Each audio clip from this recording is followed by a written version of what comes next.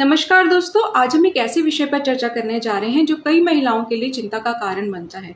बंद fallopian tube ये एक ऐसी स्थिति है जो गर्भधारण की प्रक्रिया को सीधे तौर पर प्रभावित करती है और इसके बारे में सही जानकारी होना बेहद जरूरी है। फैलोपियन ट्यूब गर्भाशय के दोनों ओर स्थित दो पतली नलिकाएं होती हैं जो अंडाशय से अंडे को गर्भाशय तक ले जाने का काम करती हैं। गर्भधारण की प्रक्रिया में इनका एक महत्वपूर्ण कार्य होता है। अंडाशय से निकलने वाला अंडा इन्हीं ट्यूब्स के माध्यम से गर्भाशय तक पहुंचता है और यहीं पर शुक्राणु से मिलकर निषेचन की प्रक्रिया शुरू होती है। यदि ये ट्यूब किसी कारणवश बंद हो जाती है या क्षतिग्रस्त हो जाती है तो अंडे का गर्भाशय तक पहुंचना और शुक्राणु से मिलना असंभव हो जाता है, जिससे गर्भधारण में बाधा आती है। बंद फैलोपियन ट्यूब के कारण क्या होते हैं वो मैं आपको बता देती हूँ। बंद फैलोपियन ट्यूब के कई कारण हो सकते हैं, जिनमें से कुछ प्रमुख इस प्रकार है। पहला कारण जो मोस्ट कॉमन होता है वो है पेल्विक इन्फ्लेमेटरी डिजीज यानी कि पीआईडी। ये फैलोपियन ट्यूब्स में संक्रमण का सबसे आम कारण है। पीआईडी अक्सर यौन संचारित संक्रमणों यानी कि एसटीआईज जैसे क्लेमाइडिया या गोनोरिया के कारण होता है। ये संक्रमण ट्यूब्स में सूजन और निशान पैदा कर सकता है, जिससे वे बंद हो जाती हैं। दूसरा कॉमन कारण है एंडोमेट्रियोसिस। इस स्थिति में गर्भाशय के अंदरूनी परत यानी कि एंडोमेट्रियम के ऊतक गर्भाशय के बाहर जैसे कि अंडाशय या फैलोपियन ट्यूब्स पर बढ़ने लगते हैं। ये ऊतक सूजन, निशान और आसंजन यानी कि एडिशंस पैदा कर सकते हैं, जिससे ट्यूब्स अवरुद्ध हो जाती हैं। तीसरा कारण है फाइब्रॉइड्स। गर्भाशय में होने वाले ये गैर कैंसर युक्त ट्यूमर कभी कभी फैलोपियन ट्यूब को अवरुद्ध कर सकते हैं, खासकर यदि वे ट्यूब के पास स्थित हों। चौथा कारण है एक्टोपिक प्रेगनेंसी का इतिहास। यदि किसी महिला को पहले एक्टोपिक प्रेगनेंसी यानी कि जब निषेचित अंडा गर्भाशय के बाहर अक्सर फैलोपियन ट्यूब में प्रत्यारोपित हो जाता है, अगर पहले हुई हो इस तरीके की प्रेगनेंसी तो इससे ट्यूब्स को नुकसान पहुंच सकता है और वे भविष्य में बंद हो सकती हैं। पांचवा रीजन हो सकता है पेट की सर्जरी। पिछली पेट की सर्जरी जैसे कि सिजेरियन सेक्शन, अपेंडिक्स का ऑपरेशन या अन्य पेट की सर्जरी कभी कभी आसंजन यानी कि स्कार टिश्यू पैदा कर सकती है जो फैलोपियन ट्यूब्स को अवरुद्ध कर सकते हैं। छठा कारण हो सकता है टीबी यानी कि ट्यूबरकुलोसिस। कुछ दुर्लभ मामलों में पेल्विक ट्यूबरकुलोसिस फैलोपियन ट्यूब को गंभीर रूप से नुकसान पहुंचा सकता है और उन्हें बंद कर सकता है। बंद फैलोपियन ट्यूब के लक्षण क्या होते हैं? अक्सर बंद फैलोपियन ट्यूब के कोई स्पष्ट लक्षण नहीं होते हैं। कई महिलाओं को तब तक पता नहीं चलता जब तक वे गर्भधारण करने की कोशिश नहीं करती हैं और उन्हें सफलता नहीं मिलती। हालांकि कुछ मामलों में जो लक्षण आपको बता रही हूँ वो दिख सकते हैं।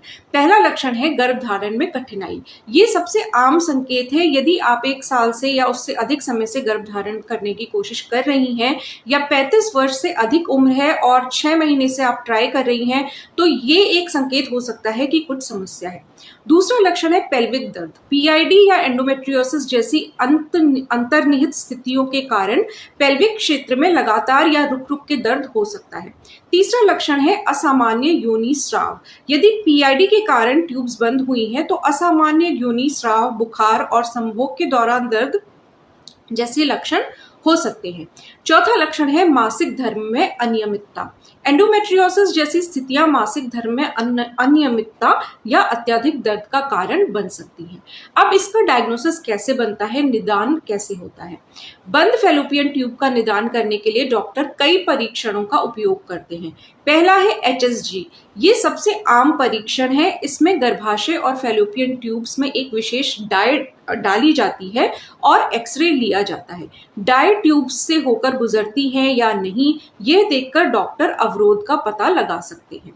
दूसरा तरीका है एसएचजी। ये एचएसजी के समान है लेकिन इसमें एक्सरे की बजाय अल्ट्रासाउंड का उपयोग किया जाता है। तीसरा तरीका है लैप्रोस्कोपी। ये एक सर्जिकल प्रक्रिया है जिसमें पेट में एक छोटा चीरा लगाकर एक पतली रोशनी वाली ट्यूब, जिसे लैप्रोस्कोप कहते हैं, वो डाली जाती है। इससे डॉक्टर सीधे फैलोपियन ट्यूब्स और आसपास के अंगों को देख सकते हैं और किसी भी अवरोध या क्षति का पता लगा सकते हैं।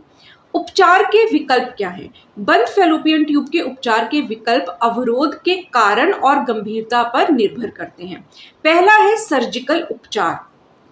यदि ट्यूब्स के अंत में अवरोध है तो सर्जन एक नया उद्याटन बना सकते हैं। अगली सर्जरी है फिम्ब्रियोप्लास्टी। यदि ट्यूब के अंत में फिम्ब्रिया जो अंडे को पकड़ते हैं क्षतिग्रस्त हैं तो उन्हें ठीक किया जा सकता है। अगला है ट्यूबल एनास्टोमोसिस।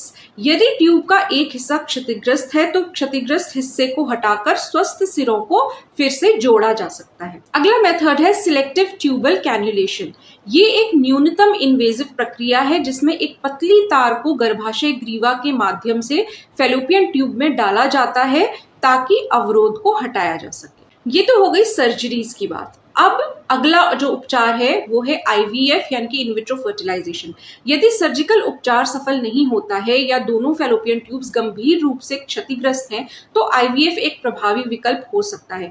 आईवीएफ में अंडे को शरीर के बाहर शुक्राणु से निषेचित किया जाता है और फिर भ्रूण को सीधे गर्भाशय में प्रत्यारोपित किया जाता है जिससे फैलोपियन ट्यूब की आवश्यकता समाप्त हो जाती है। तीसरा उपचार जो हो सकता है वो है प्राकृतिक और सहायक उपचार, योग और एक्यूपंक्चर। कुछ अध्ययनों में पता चलता है कि योग और एक्यूपंक्चर तनाव को कम करने और पेल्विक क्षेत्र में रक्त प्रवाह को बेहतर बनाने में मदद कर सकते हैं, जो अप्रत्यक्ष रूप से प्रजनन क्षमता में सुधार कर सकता है। हालांकि यह सीधे तौर पर बंद ट्यूब्स को नहीं खोल सकता। आहार और जीवन शैली में बदलाव। एक स्वस्थ आहार, नियमित व्यायाम, धूम्रपान और शराब से परहेज और स्वस्थ वजन बनाए रखना समग्र प्रजनन स्वास्थ्य के लिए महत्वपूर्ण है। हालांकि ये नहीं कह सकते कि इससे डायरेक्टली आपकी बंद फैलोपियन ट्यूब खुल जाएगी। एंटीऑक्सीडेंट से भरपूर खाद्य पदार्थ और सूजन रोधी आहार लाभकारी हो सकते हैं। हर्बल उपचार। कुछ हर्बल उपचारों का उपयोग पारंपरिक चिकित्सा में किया जाता है लेकिन इनकी प्रभावशीलता और सुरक्षा पर वैज्ञानिक प्रमाण सीमित है। किसी भी हर्बल उपचार का उपयोग करने से पहले हमेशा अपने डॉक्टर से सलाह लें। अगला जो उपचार प्रचलित है वो है फर्टिलिटी मसाज। कुछ महिलाएं फर्टिलिटी मसाज का उपयोग करती हैं जिसमें पेट के निचले हिस्से की मालिश की जाती है ताकि रक्त प्रवाह को बढ़ाया जा सके और आसंजनों यानी कि एडिशंस को तोड़ने में मदद मिल सके। इसकी प्रभावशीलता पर भी वैज्ञानिक प्रमाण सीमित हैं। दोस्तों, बंद फैलोपियन ट्यूब गर्भधारण में एक बड़ी बाधा हो सकती है, लेकिन ये एक ऐसी स्थिति है जिसका निदान और उपचार संभव है। यदि आपको गर्भधारण में कठिनाई हो रही है तो जल्द से जल्द एक प्रजनन विशेषज्ञ से सलाह लेना महत्वपूर्ण है। वे आपकी स्थिति का सही निदान कर सकते हैं और आपके लिए सबसे उपयुक्त उपचार योजना सुझा सकते हैं। याद रखें, सही जानकारी और सही समय पर सही कदम उठाने से आपके माता पिता बनने के सपने को साकार किया जा सकता है। धैर्य रखें, सकारात्मक रहें और अपने डॉक्टर के मार्गदर्शन का पालन करें। अगले कार्यक्रम में हम फिर मिलेंगे एक नई जानकारी के साथ। तब तक के लिए स्वस्थ रहें, खुश रहें। धन्यवाद।